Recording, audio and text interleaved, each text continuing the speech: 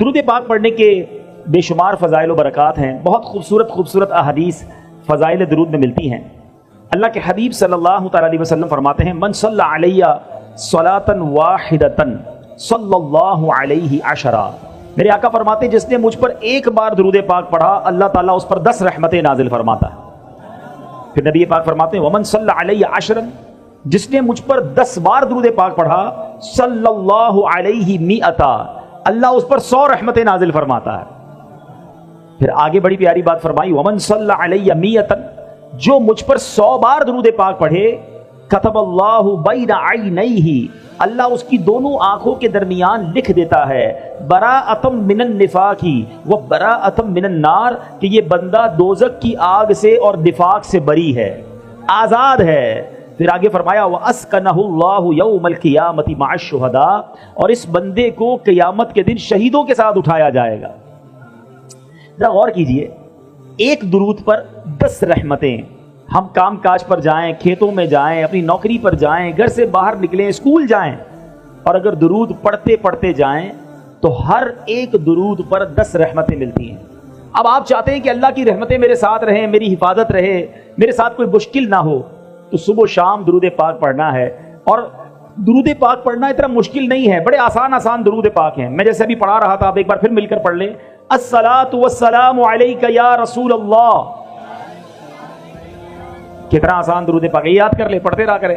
اچھا، پھر 100 بار پڑھنے والے کو کیا بتایا؟ اللہ اللہ اس کی آنکھوں کے درمیان یعنی پیشانی پر لکھ دیا جائے گا کہ یہ بندہ دوزخ سے بھی بری ہے، منافقت سے بھی بری ہے، اور انشاءاللہ قیامت کے دن شہیدوں کے ساتھ اٹھایا جائے گا. دنیا کا دستور ہے میرے میٹھے اسلامی بھائیوں، کام تھوڑا کرے نا تو مزدوری تھوڑی ملتی ہے، کام مشکل کرے، محنت زیادہ کریں تو پھر مزدوری زیادہ ملتی ہے. مگر اللہ کی رحمت دیکھو، کام تھوڑا کرو پھر بھی برکتیں زیادہ عطا فرماتا ہے. 100 بار درود پاک میں کتنی دیر لگتی ہے؟ تسبیح ہاتھ میں لیں، آدھے گھنٹے میں آپ کے 100 درود پاک پورے ہو جائیں گے، شاید آدھے گھنٹے سے بھی پہلے پورے ہو جائیں گے. لیکن نیکیاں، اجر، ثواب، انعام کتنا زیادہ. ہر دوسرے آدمی کے ہاتھ میں موبائل فون ہے اور گھنٹوں موبائل پر لگے رہتے ہیں، اپنا وقت ضائع کرتے ہیں. ایسا نہ کریں. یہ زندگی ایک ہی بار ملے گی، ایکسٹرا ٹائم نہیں ملے گا. اسی زندگی میں آخرت کی تیاری کرنی ہے. جو موبائل کا استعمال کرتے ہیں نا، میری بات جلدی سمجھ جائیں گے، ہمارے موبائل پر ایک کبھی کبھی میسج آتا ہے کہ آپ کا بیلنس ختم ہونے والا ہے، پیسے ڈلوا لیجئے.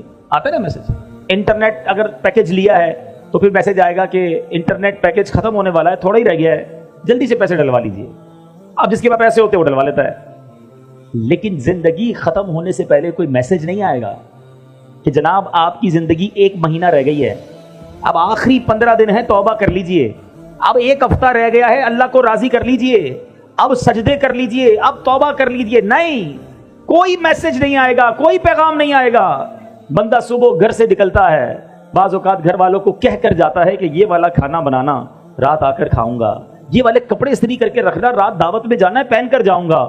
کپڑے استری کیے ہوئے رہ جاتے ہیں، کھانا تیار رہتا ہے، مگر بندہ نہیں آتا، اس کی لاش آتی ہے، اس کا جنازہ آتا ہے. ایسا ہوتا ہے نا، ہمارے ساتھ کوئی دوپہر کو ہوتا ہے اور رات وہ قبر میں پہنچ جاتا ہے. ہم رات ساتھ ہوتے ہیں، صبح اٹھتے ہیں تو اطلاع آتی ہے کہ فلاں بندہ سویا مگر اٹھا نہیں، سوتے میں ہی چلا گیا. یہ میں نئی باتیں تو نہیں کر رہا نا. جب ایک ہی زندگی ملی ہے اور اس کے اختتام کا پتہ بھی نہیں ہے، کبھی بھی جا سکتے ہیں، تو پھر ہم کیوں گناہ کرتے ہیں؟ پھر کیوں غفلت کی زندگی گزارتے ہیں؟ پھر کیوں وقت ضائع کرتے ہیں؟ میرے میٹھے اسلامی بھائیوں، میری بات سمجھو. آپ نے برف دیکھی ہے نا، برف کا جس کا کاروبار ہوتا ہے نا، جو برف بیچتا ہے نا، اس کا ایک ہی کام ہوتا ہے کہ جلدی بک جائے، کیونکہ دیر ہوگی تو کیا ہوگا؟ ہاں، سب سمجھدار ہے نا، پگھل جائے گی. برف پگھلتی ہے. آپ سمجھیے جو زندگی ہے نا ہماری، یہ ہم سب کو ایک ایک برف کی لادی، برف کا بلاک کہہ لیں، برف کا ایک پیس آپ کو میرے ہاتھ میں دے دیا گیا ہے. کسی کو 30 سال کا دیا گیا ہے، کسی کو 40 سال کا، کسی کا 50 سال، اور روز پگھل رہی ہے برف. ہو سکتا ہے ہم میں سے کسی کی آج ہی برف پوری ہونے والی ہے، پتہ نہیں ہمیں، لیکن برف پگھل رہی ہے. بالکل زندگی اسی طرح پگھل رہی ہے. ہم موت کے قریب ہو رہے ہیں، ڈے بائی ڈے، روزانہ ہم اپنی قبر کے قریب جا رہے ہیں. اسکول پڑھنے والے جیسے جیسے آپ کا امتحان کا دن قریب آتا ہے تو کیا کرتے ہیں؟ آپ تیاری کرتے ہیں.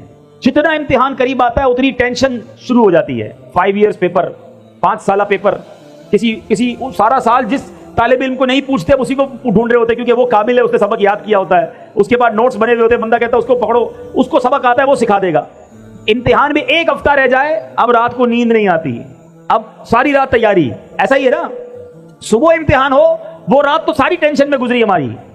میں آپ سے پوچھتا ہوں، تمہارا امتحان قریب آتا ہے، تمہیں فکر شروع ہو جاتی ہے، کیوں یہ احساس نہیں ہوتا کہ ہر گزرنے والا دن میں قبر کے امتحان کے قریب ہو رہا ہوں؟ ہم نے قبر میں جا کر بھی ایک امتحان دینا ہے۔ اسکول کے پیپر میں فیل ہو گئے تو کیا ہوگا مجھے بتاؤ نا، دوبارہ اگلے سال پھر وہی جماعت پڑھنی پڑے گی، اور تو کچھ نہیں ہوگا نا۔